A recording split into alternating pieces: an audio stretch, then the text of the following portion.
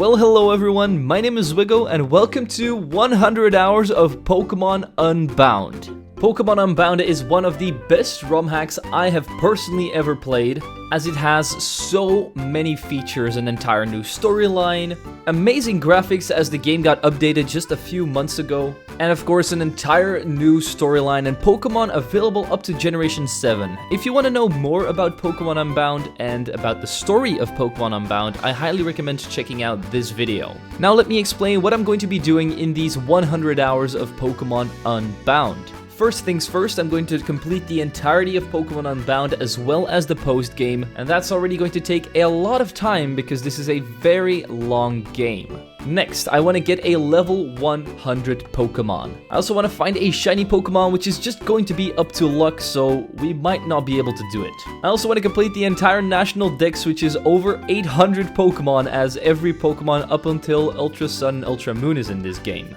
And the last thing I'm going to do is complete all of the side quests in this game. These are basically just missions you're going to have to complete, you get rewards for them, you're going to have to complete every single one if you want to complete the pokedex.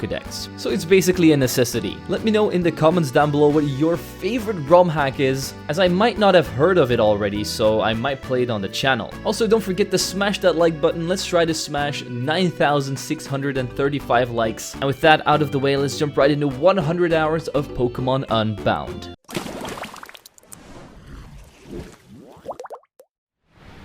So we start off the game by creating our own character. Yes, you have an entire character creation in this game. After making the coolest trainer you've ever seen, we decide to give ourselves the name 100H. We get to pick our settings as well, so you get to adjust the difficulty if you want to. And you can also turn on level caps and all of that great shenanigans. I'll not go too in-depth into the story because I already did that in the first Unbound video I made, but I will briefly go over it. So a long time ago there was a war in the Boreas region, which is the region of this game, and they used Hoopa's Unbound form as a weapon. So they hit Hoopa in the ocean, and 15 years later we find them again. Or not we, but the bad guys of this game find Hoopa again. So we then wake up in our room and Hoopa all of a sudden teleports us into the enemy team's lab. So me and my rival's name, 101 hours, have to find a way to escape. So we break open a cage and 3 Pokemon come out of it.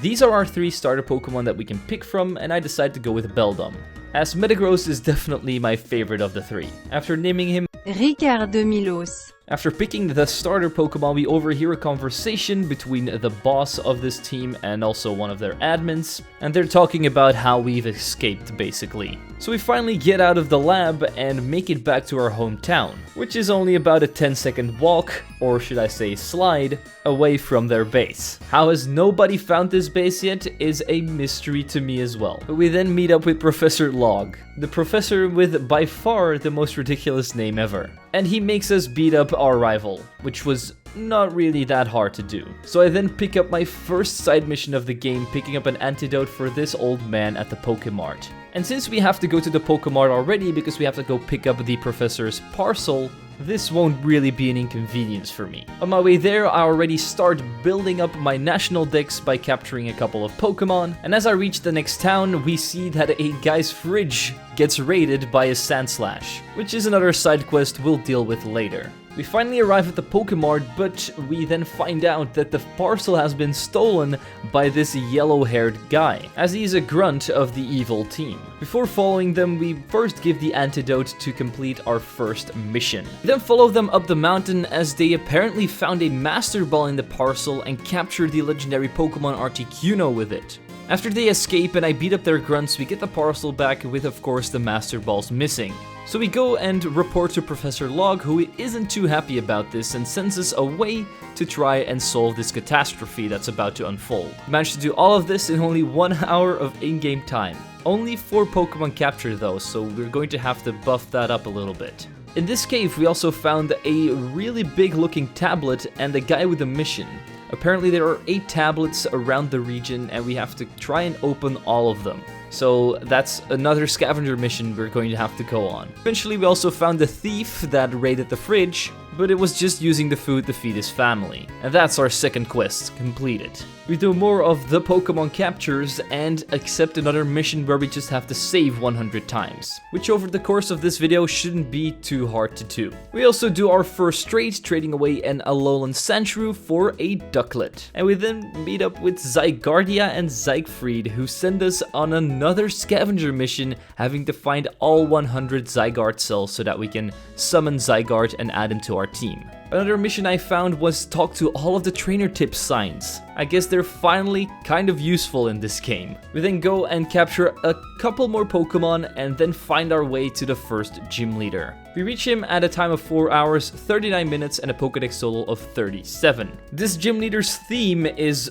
plants. So we just grabbed everything that was strong against grass and fairy types and sweep this entire gym to get our first gym badge already. Apparently though, the gym leader is getting chased by a rival gang. So he and all of his accomplices jump in the pond. Then find ourselves in a house with Arthur and Jax, who are also really important to the story. And they give me my next objective, which is go to Cinder Volcano to try and save Moltres from the Shadow Gang. We sadly enough are too late and they manage to capture Moltres and also overpower Jax. But a little bit later, we find them again inside the volcano and we send them back to the Shadow Realm. We then found a breeder who is going to give us another mission by showing him a bunch of baby Pokemon basically, which I don't have yet, so we can't really complete this mission yet. Our next destination was Crater Town and take on the second gym leader. He specialized in dark types, so I took my Queen Bee and stinged my way through his team. With the Vision Badge acquired, we tried to go back to Cinder Volcano, but we got kidnapped by the Shadows. And this time we also finally met their leader, Zeph. But we showed him who the real boss is, my Hariyama. They all run off and admit defeat, and Hoopa then teleports me away into the underground expressway, which basically connects the entire region together. If you go into this expressway, you can get to any town you please. Since a new area opened up for us, I decided to capture a lot more Pokemon and check in on our time. 11 hours in, 76 Pokemon, 2 badges. Not looking too great for the Pokedex total. We also found the Old Rod, and that means that we can now capture Magikarp. And that's about it, because the Old Rod is basically useless.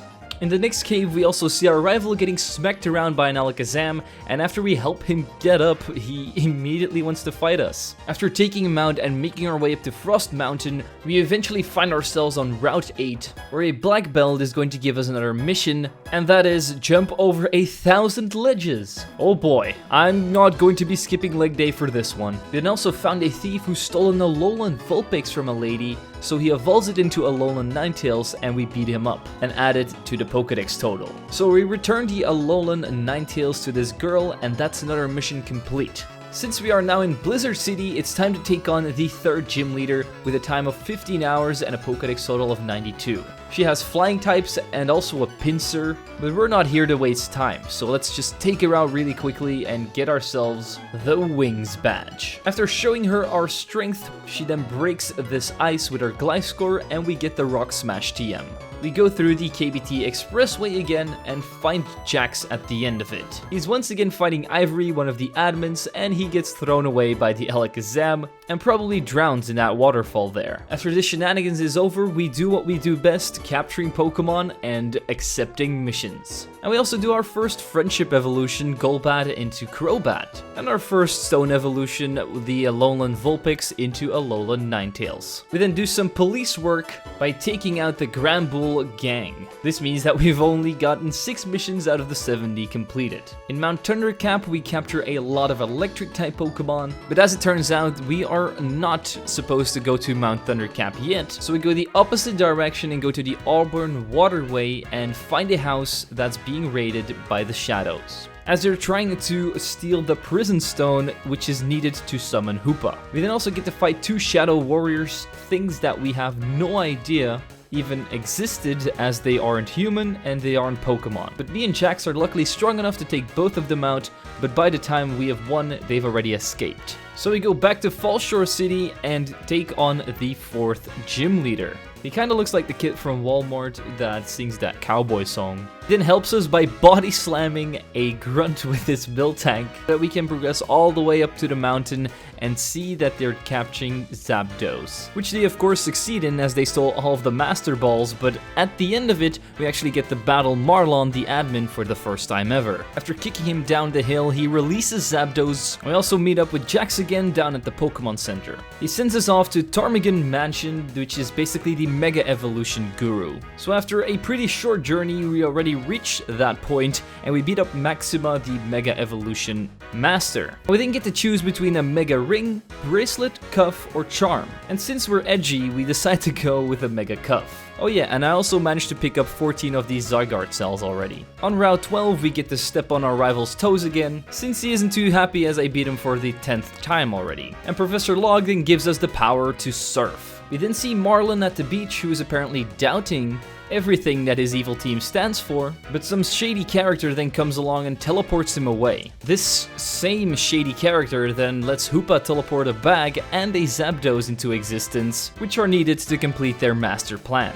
We finally reach the bag ourselves and find out that the Cosmog is in it. Nebby from Sun and Moon has finally returned, and we're going to be training it up, hopefully to become a nice Solgaleo or Lunala. We then do some Pyukumuku chucking for a mission, as they're apparently infesting the beaches here. Kinda like throwing a pebble on the water and making it bounce as much as possible, but instead of using a pebble, we're using Pyukumukus. After we're done, we complete our 7th mission, and we also find Jax, and Hoopa then comes along and teleports us to the Ruins of Void. And then the evil team blows up the stairs, so we have to do an entire puzzle maze to get through to the top of it. Luckily, I'm a puzzle master at this point, and as it turns out, we're already 28 hours in with a Pokedex total of 157. Damn, time flies when you're not really paying too much attention. We then see a Claydol beat up 2 people, and we ourselves have to send some elemental doggies back to their maker. After showing the almighty Claydol our power, we eventually reach the end room of the Ruins of Void, where everything is about to hit the fan. So Zeph summons the 3 legendary birds so that they can make the prison bottle to free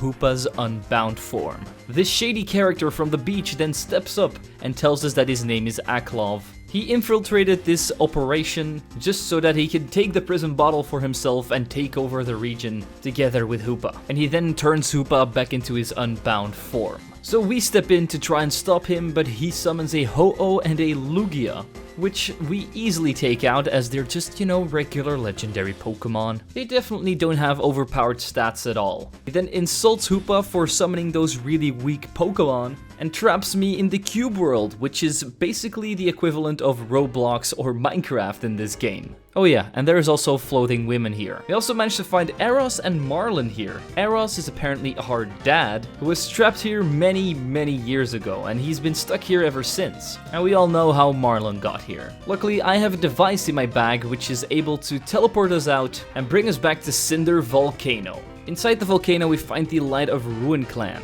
which are basically Aklov's followers. We also find the second gym leader, Vega, here. He has now joined them because he was apparently first working with the Shadow Warriors gang. So me and Marlon one-up them in a Pokemon battle, and they try to flee the scene. But we manage to follow Vega down to the depths of the volcano, where he unleashes Groudon upon us. Marlon is trapped together with Groudon, so he's going to either die unless I help him. So I decide to give him my Pokemon for a minute while he takes out the mighty beast. When Groudon has been put to rest and Marlon finally leaves, we get to capture a couple more Pokemon. And since we are in a volcano, those Pokemon will be mostly fire types. So let's see how long this actually took us. We're now at 30 hours and 163 Pokemon acquired with 4 gym badges. We decide to go back to the Shadow Lab, disguised as Marlon. We easily passed by their security checks as we are basically an admin now, and eventually reach Zeph's boss room. He sadly enough thinks that I'm a spy, so he takes me on in a Pokemon battle,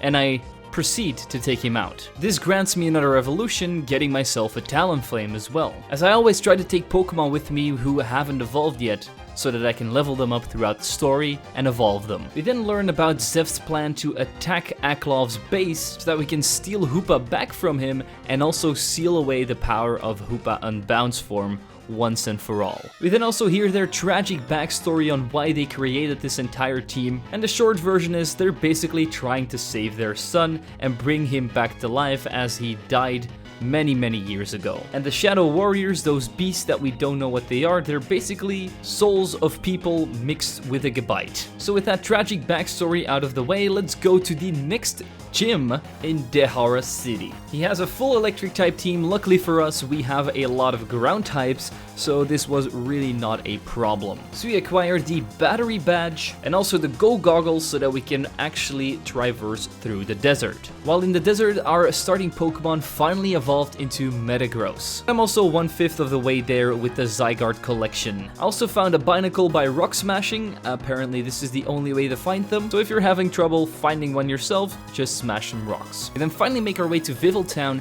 to take on the Ruins of Light's base. As we're talking to the Grunt, the Shadow Warrior's boat breaks into the side of the mountain by throwing some Mario bombs at it. And all of their Shadow Warriors then storm the base, which is our cue to go in and help them. We barge into the office of Aklov, but he isn't here. Only Ivory is here at the moment. Apparently Aklov is looking for the ultimate weapon, the same one as the Pokemon X and Y, just so that they can destroy the world. After they have a little bit of a dispute about how they should not destroy the world, Aklov comes back and teleports one of the Shadow Warriors away with Hoopa. And then our rival comes barging in, but as it turns out, he is the son of Ivory and Marlon, so Aklov teleports him away to a safe place so that he can't disrupt the peace here anymore. Not that there was much peace here to begin with. All of our allies then also get teleported away and we have to fight Aklov ourselves. After we manage to show him who's the boss here, he then uses Hoopa to teleport me to the Distortion world. As it turns out, Jax is also here, so we're going to have to get through this world together. Of course, at the end of the Distortion world, there is only one Pokemon that we're going to be seeing, and that's Bidoof. A weird looking Bidoof, but after proving to it that we are indeed strong enough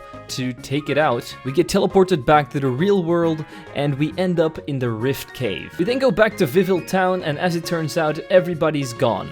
Except for Arthur. He stayed here and tells us the next part of the plan. And that is take on the next gym leader. So I finally made my way over to Antisis City, where all of the thugs of this region hide. Like seriously, this is like the bad part of town. The police don't care what these criminals are doing, so I want to get the hell out of here as quickly as possible. And so we went to the smelly underground sewers. And I wonder how this next gym leader is called.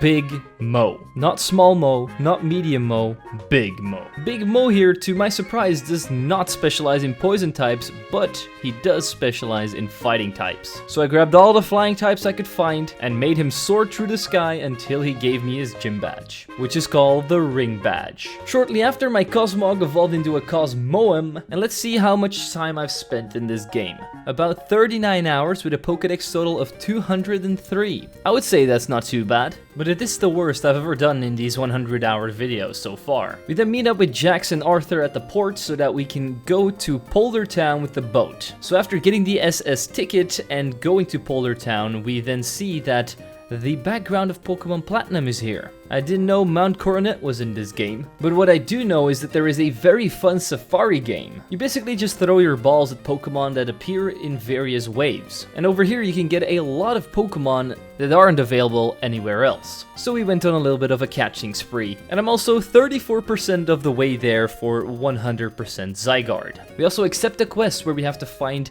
19 Vivillon with different patterns and then defeat them to bring them back to this guy. Scavenger Hunt number 69 has been accepted. And so we can now take on the next gym leader, Tessie, who we took on with our newly evolved Solgaleo. And with a legendary on our team, we made quick work of her water type team, earning ourselves the Swamp Badge, aka my own badge. She didn't even have a Swampert on her team. This is rigged. But we can now continue our quest. And we run into our rival again before we have to go into the final mountain of the game, Crystal Peak. After battling our rival, we go through the entirety of the mountain together with him. And we also managed to get ourselves a Swampert after beating him. And something else that happened, we ran into Reshiram and Zekrom on our way up to the top. And I could not have defeated them without my rival's help, so I do thank him for that. 101 then also gets smacked by his mother's Alakazam again, and after I help him up, we manage to make our way to the top of the mountain, where we see the ultimate weapon in all its glory. So as Aklov is trying to activate the ultimate weapon,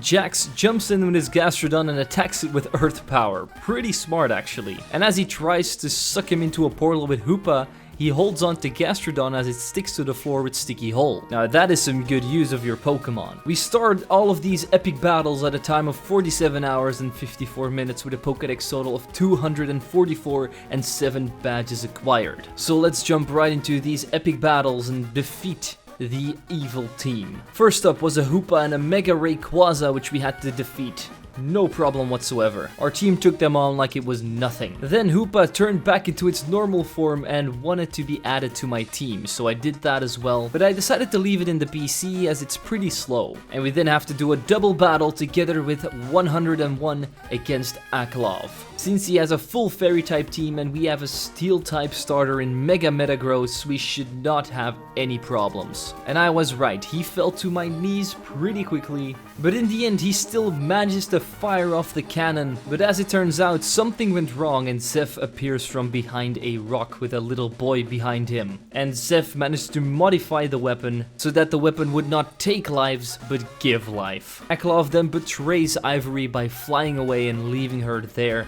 all alone. Ivory then also manages to escape after having a conversation with Marlon about their son, but it doesn't matter because everyone is safe. We take on Marlon together with our rival one last time, and they then send us off to take on the final gym leader. But before we get there, we have to do a little bit of a pit stop by walking this lady's baby around for about 10 minutes. It's not a mission or anything, I just happened to talk to this woman and she gave me her baby. But after I was done babysitting, we did get $10,000. That's a pretty decent salary for a babysitter. Maybe I should change careers in real life as well. But at last, I managed to find my way to Benjamin, the final gym leader. And he has a pretty cool gym gimmick. Once you defeat a Pokemon of his, he actually de-evolves his Pokemon, and then you have to take on that thing first, so you have to take on the entire evolution line of every Pokemon before you can defeat it. And the same of course goes for your Pokemon. This made this battle pretty damn easy, as I also have multiple lives on my Pokemon now, and as I took him out with my last attack, we see that he actually turned into a child himself, so he actually also de-evolved. So we get the very fitting time badge and journey to Victory Road, where we meet up with Professor Log, who is going to congratulate us one last time before we have to take on this difficult path. After doing many puzzles in Victory Road and capturing many Pokemon, we eventually reached the end where we normally had to do a very hard ice puzzle, but I decided to talk to this trainer here who just teleported to the other side for a fee of $45,000. Good thing that I went babysitting for a couple of times, but I only did this because it would save me a little bit of time. You know what that means? We have to take on the Elite Four and Champion before defeating the main game. Starting off with Penny of the Elite Four, and she, as you can see from her costume, is going to specialize in dragon types. And my entire team had to put in work before we could take her down. There wasn't a single Pokemon on my team that would overpower everything, and the match was going pretty evenly. But in the end, I prevailed, so I could move on to the second Elite Four member, Arabella. And Arabella here has fairy types, and since we have Metagross, which is a steel type, this was no problem at all, meteor mashing and bullet punching through her team. And soon after, gaining myself my second victory. We then move over to Elias, the third Elite Four member and a Ghost-type trainer. Defeating him was definitely not an easy feat to accomplish, as most of my team was part Psychic type. Luckily, I did have Hoopa with Trick Room so that I could set up my Bisharp to outspeed its entire team and just kill them with Night Slash. When he was ultimately defeated, we then went on over to the final Elite Four member, Molman, and his Ground-type Pokemon. I always tried to only target one Pokemon so that eventually I would have a 2 against 1 situation, and ultimately that was the case, and we took out Quagsire that way, so that we can now move on to the champion of this region, Jax. Yes, our buddy, our old pal, our basically a little bit of a rival, is going to be the only thing standing in our way before we claim the championship. He had a very diverse team with a lot of very good Pokemon, and the Mega Salamence as his ace, but ultimately I managed to defeat his last Pokemon, Magneton, with my Hoopa as my only remaining Pokemon, and I do have to say that Jax has a very cool in-game sprite. Like that very cool older brother kind of sprite. Once we defeated Jax, we only had one more thing to do, and that was step into the Hall of Fame and record our Pokemon data. And I managed to finally complete the main game of Pokemon Unbound with 55 hours of in-game time. I know, definitely not too amazing, as we only have less than half of the time remaining to capture all of the Pokemon, do the post-game, get a Pokemon to level 100, and also get a shiny Pokemon, and complete all the missions. Yeah, we've basically not accomplished anything yet. Once the ending credits have rolled, we spawn back at our house and see that our mother has actually been kidnapped by none other than Aklov. And we also get a new mission from Professor Log. Just like in Pokemon Omega Ruby and Alpha Sapphire, we're going to be hunting down some portals with legendary Pokemon in them, which is going to be quite a long mission, but we're going to have to do it if we want to complete the Pokedex and all of the missions. So we're going to leave Mom with Aklov for a little moment, and instead I'm going to go on a catching spree, capturing all the Pokemon that I could find that I haven't acquired yet. It was here that I found out that the Dex Nav in this game actually existed.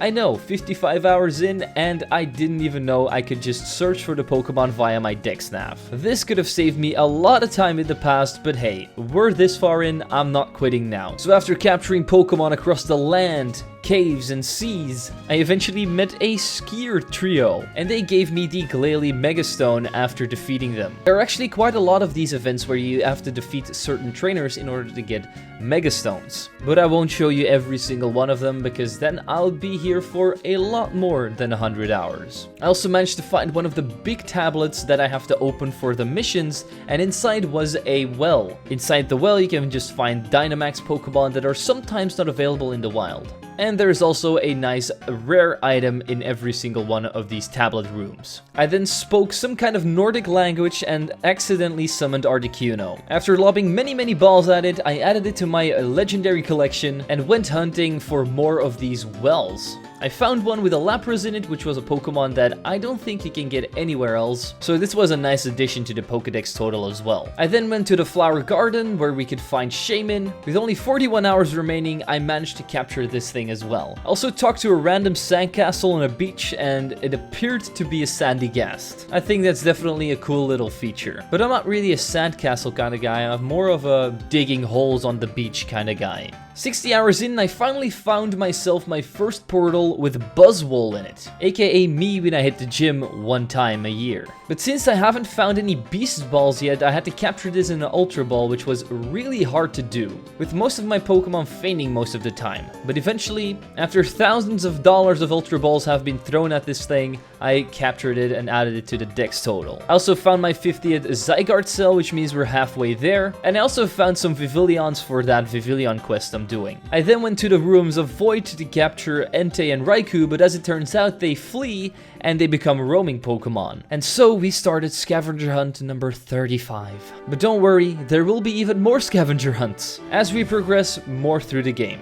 We talk some more Nordic languages, to summon a fire chicken on top of the volcano, throw a big boulder into the lava to open up another one of those stone tablets, and I also did my favorite flying type evolution, Gligar, into Gliscor. If you've made it this far into the video, let me know what your favorite flying type Pokemon is. We spent even more money on Ultra Balls so that we can capture more Ultra Beasts, starting with Celesteela here, and then I started cleaning out my boxes and reorganizing everything. From Pokemon that I still needed to evolve to Pokemon that I can release because I've already got their evolutions. And also dividing them between Stone evolutions, Friendship evolutions, and regular level up evolutions. I found myself the first of the Island Guardians, Tapu Bulu, but he was really easy to capture, as I might be a professional matador myself. Ole! I also did a pretty obscure evolution evolving Sliggoo into Goodra, of course when it's raining, which is the case in most of the Pokemon games. We also accepted a quest from the third gym leader, as she wants me to collect some wings from Pokemon.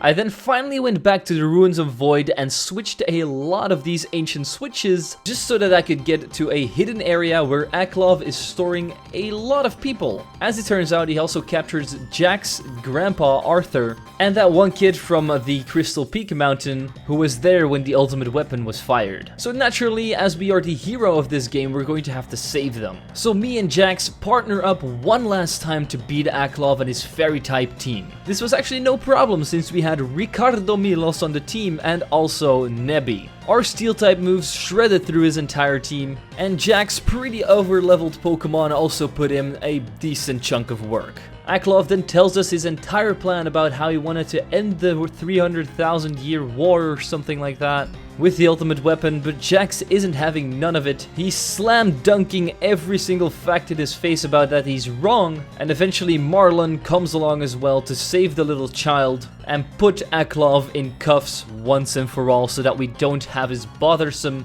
booty in our way anymore. So after everyone goes home safe and sound, the credits roll for a second time, which means that we have officially defeated the post-game of Pokemon Unbound, scratching off one of the things of our list. But we still have a lot more to do, so let's capture a couple more legendaries, starting off with Giratina in the Distortion world. After throwing some Ultra Balls again, I managed to add it to the Pokedex total, which means that we have still got a lot of legendaries to go. But first, I decided to complete one of the missions, which was 100 times of saving. Not really the best reward, a bottle cap, but I'll take it, as this is another mission complete. And that brings us over to the 10 mission mark, which means that we are 1/7 of the way there. Then go to the area that was previously blocked off by this girl and a Snorlax. So I kick the Snorlax a couple of times and eventually wake it up, and then throw my Ultra Ball at it to add it to my dex total as well. In this new area, there were a lot of Pokemon that I could capture, as well as headbutting trees, which also gave Pokemon that are available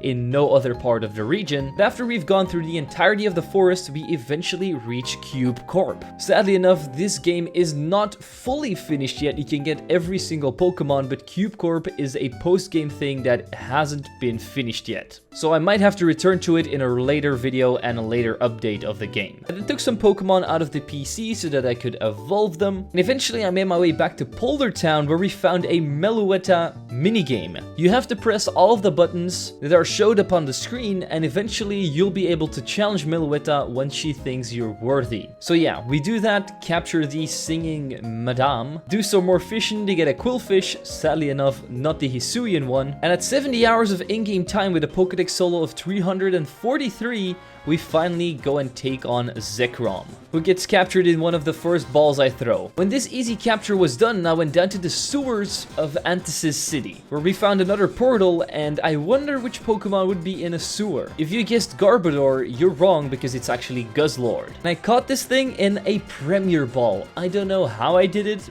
but I'm not gonna complain. Once we're done there, we go to the Black Embor's hideout, where there are a lot of quests waiting for us. After accepting every single one of them, and actually immediately completing one of them as well, I decide to go on another legendary hunt, finding Tornadus and Thunderous harassing an old woman. So we have to show those bastards who's really the boss here, and after beating them up, they turn into roaming legendaries as well, so another treasure hunt. I then went ahead and took on the League a couple more times to evolve some Pokemon, talked to an Aggron inside a cave, which opened up another one of those stone tablets, and inside I found the Solganium Z, which is going to be very nice as I use Solgaleo quite a lot. We are now 82 hours into the game, and we only have 437 Pokemon and about 11 missions completed. So I'm pretty sure we're not going to be able to make our requirements at all. But I tried anyway. I went to a desert temple where I completed more puzzles, and eventually at the end of it also found Magearna. Am I the only one that thought that Magearna was actually just a different form of Diancie when I was younger? Because I didn't know this Pokemon existed for a very long time. We then also do some diving to find Nihilejo, and I also managed to find 71 Zygarde cubes up until this point. I found a little island in the middle of the ocean where I haven't been yet, and did some extra fishing encounters to get Skrelp and Clauncher. I then decided to use up some of my evolutionary items, getting a Slowking, a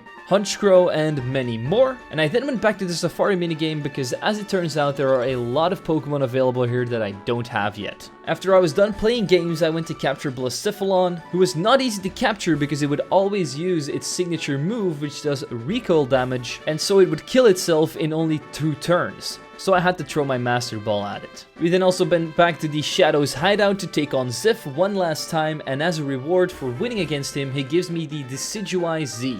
or Dicinium Z, which is not really useful as I haven't found Rowlet yet. Inside of a cave I found a circuitry which I managed to capture in a dusk ball, and on the top of a mountain, screaming out some more Nordic words, I found a Zapdos, finally completing the legendary bird trio. And now it was puzzle time. And by the way that I'm setting up these boulders, you might already know which Pokemon I'm going to be going for next.